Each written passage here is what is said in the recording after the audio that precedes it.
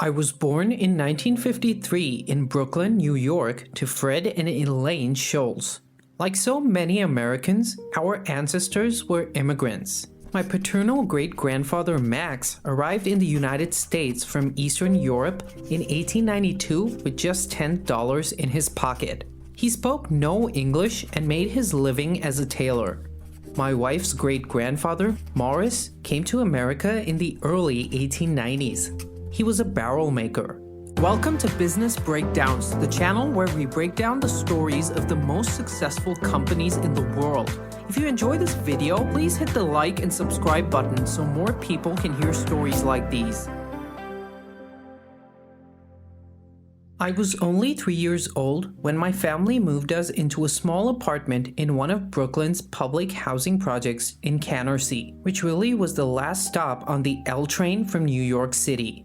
I grew up in those projects, the oldest of 3 kids, and with my best friend living next door.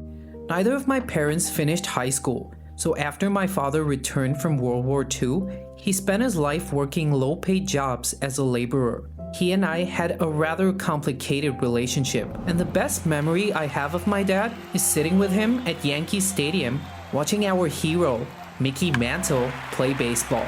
The most indelible image I have of my dad is of him lying on our couch in a body cast. I could tell that he was distraught. I was about 7 years old, it was winter, and he had a job delivering cloth diapers. He'd fallen on a patch of ice, breaking his hip and ankle. He was soon fired from his job and had no health insurance, no workers' compensation, and no savings. The image of my father on the couch, helpless, stuck with me forever. Most people call my mother Bobby. She was a fierce believer in the American dream, and it was my mom who gave me the confidence to believe that I could build a better life for myself one day. Our family rarely had enough money to pay the bills, and there was a lot of angst in our 7th floor apartment. I escaped the family chaos by sitting in the stairwell between floors and imagining a better life. My other escape was sports. The playgrounds of the housing projects became my second home, and as a teenager, I spent most of my free time playing basketball and football on the project's concrete courts. In high school, I played football, and I saw the sport as a potential path out of the projects. In 1971, I arrived at Northern Michigan University, a world away from Canarsie, with the hope of getting a football scholarship, but sadly, it never materialized. I stayed at NMU and paid my way through school with student loans and part-time jobs. Sometimes it got so bad that I sold my blood just to get by. In 1975, I became the first in my family to graduate college. Unfortunately, I was there alone. My parents couldn't afford to attend the graduation ceremony, but I knew my mother was proud. My first job after college was selling office equipment door to door. Each day, I made up to 50 cold calls. I liked talking to people and was pretty good at sales. I always gave half of my paycheck to my parents. My first job led to more opportunities until I was working for a European company that made housewares. One of our customers was a small coffee company in Seattle, Washington named Starbucks Coffee, Tea, and Spice. The small shop first piqued my interest after it came up as an unusual activity within the records in 1982. They placed a larger order for his coffee makers than Macy's.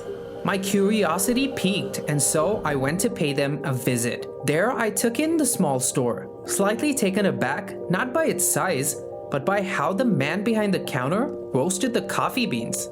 At the time, all we knew was coffee grounds from a can, whereas this new technique drew me in and I started asking questions. I got a sample of Sumatra coffee. One sip is all it took. I couldn't believe that the coffee I had all my life was swill compared to this strong and earthy concoction. The man continued to explain that no customer just leaves with just the roasted beans, but also with a coffee maker under their arm. Everything made sense. This was why the orders were so big. With that, I just had to meet the founders. Meeting Baldwin changed my life. He explained why Starbucks stands out from the rest. The finest beans can withstand the heat. The darker you roast them, the more flavor you get. Coffee is simple, just water and ground beans. But when you have the perfect beans, it becomes one of the world's special pleasures. It was clear that this man was obsessed with coffee, and I was not far behind. The visit made me realize that I had stumbled across something remarkable: good coffee. Soon I made the decision. I was going to leave my VP position for any place in Starbucks. I could see a vision, one where Starbucks not only sold coffee beans, but the perfect cup of heaven as well. This idea was one that didn't sit well with the founders, pushing away any chance I had of being a part of Starbucks. Almost a year later, I had finally convinced Baldwin. I was heading up the marketing team for Starbucks. Earlier that year, Sherry and I had gotten married. She was and remains the love of my life. We met on a beach and I quickly fell in love with her intelligence, her wit, her beauty, and her generous spirit. She grew up in a small town in Ohio, and her father had built a successful industrial laundry business. Sherry planned to go to law school, but instead she followed her passion and studied interior design. In the summer of 1982, we packed all our belongings in the car, and with our dog Jonas, we headed west to Seattle. In 1983, I was on a business trip to Italy when I walked into an Italian cafe and tasted my very first espresso.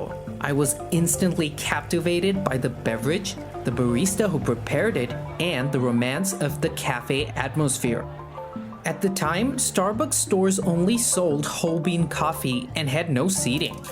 But here, customers sat around small white tables, some talking away, gesturing dramatically, others seated alone engrossed in a book or a newspaper, and still more stood at the counter chatting to other customers as they waited for their orders. When I reached the counter, a conversation with the barista sparked an idea. The barista talked about how every American that came through loves their espresso, stating there's nothing like this back home. I had a vision of creating specialty coffee stores that integrated the romance of espresso and provided a third place for the community. The founders of Starbucks, however, weren't interested in my idea. I was determined to show Baldwin that an espresso bar was exactly what Starbucks needed. I persisted consistently after him, day after day, trying to convince him that this was the future. Baldwin finally caved. He gave me 300 square feet and an espresso machine. Overjoyed, I seized the opportunity, opening an espresso counter on a cool winter day. By the end of the day, I had served an amazing 400 customers, and that wasn't all. Each day, sales only grew, quickly reaching over 800 customers per day. I was ecstatic, but this still wasn't enough to convince Baldwin. I soon gave up and left Starbucks to open my specialty coffee stores, but I had no money. For a year, Sherry and I lived off her salary while I tried to raise funds. Do you need some money, Frankie? I heard no more than 200 times, but eventually enough people believed in my vision that they invested in me and the business. It was an incredibly challenging and exciting time. By 1987, we had 3 espresso bars named Il Giornale. Il Giornale was doing great. It soon became the third place for people in between their work and homes, just like how I envisioned it. But even with all the success, I just couldn't forget Starbucks. Something about the green siren yet called out to me. And as fate would have it, in 1987, Baldwin called with an offer to sell Starbucks for $3.8 million, with a 90-day head start to gather the money. That's a lot of money. But the prospect of owning Starbucks set my brain on fire. I convinced investors that the espresso concept would take off, and 2 months later, I had raised $2 million, confident that I'd be able to raise the rest soon. After a brief conflict with one of the investors, I finally acquired Starbucks in August 1987. I never set out to build a global business. I had set out to build the kind of company that my father never had a chance to work for, one that treats all people with dignity. The image of my father immobile on that couch after his accident stayed with me. So did the fear of not having healthcare. Not long after he passed away in 1988, Starbucks became one of the first companies in America to give health insurance to all its employees, including part-time workers, a benefit that was unheard of at the time. In 1991, Starbucks became the only company we were aware of to give stock ownership to all its employees. We called it Beanstalk. Since its inception in 1991 and after Starbucks went public in 1992, Beanstalk had generated more than $1.5 billion in pre-tax gains for the company's baristas and managers, helping some put down payments on homes, finance cars, pay off loans, and even pay for weddings. We did those two things in the late 80s and early 90s and never stopped trying to be a different kind of company. One of my favorite benefits has been the Starbucks College Achievement Plan. In 2014, Starbucks and Arizona State University created the first of its kind program to give employees a tuition-free college education. By the spring of 2019, more than 3,000 Starbucks employees, or I'd like to call them partners, will have graduated. 20% of those who have participated in the program are, like me, the first in their families to go to college. As Starbucks grew, Sherry and I grew our family. Our son Jordan was born in 1986 and our daughter Addison in 1989. Today, Jordan is a sports journalist and Addison is a social worker. I am most proud that they have grown into kind, generous, and hardworking adults. Each married someone who shared their values, and luckily, a love of dogs. Our close-knit family continues to grow. Getting back to Starbucks, I decided to take a huge step after taking over the brand.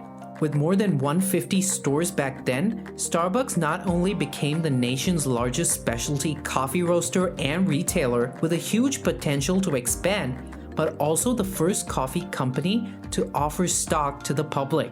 Looking back, we transformed the business to sustainable growth and profit while maintaining our core values. Growing a business takes teamwork, and there were always tough decisions and difficult periods. In 2000, I stepped down as CEO and became chairman. But I returned in 2008 when the company was having troubles.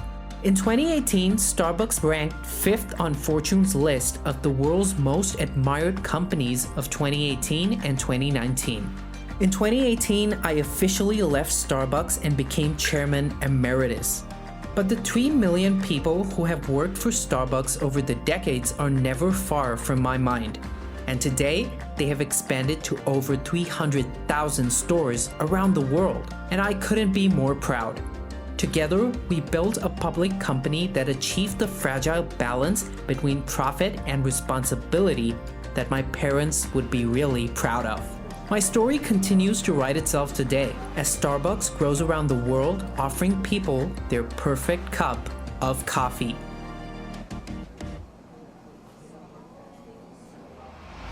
If you guys liked that video, please hit the like button. It does wonders for the YouTube algorithm. Just the research and the editing alone of these type of videos takes us close to 18 hours. So we would really appreciate it if you could check out our Patreon. For just $1 a month, you can support our work. We produce over like 12 videos per month, so that's literally 8 cents per video. Thanks so much, guys. Peace out.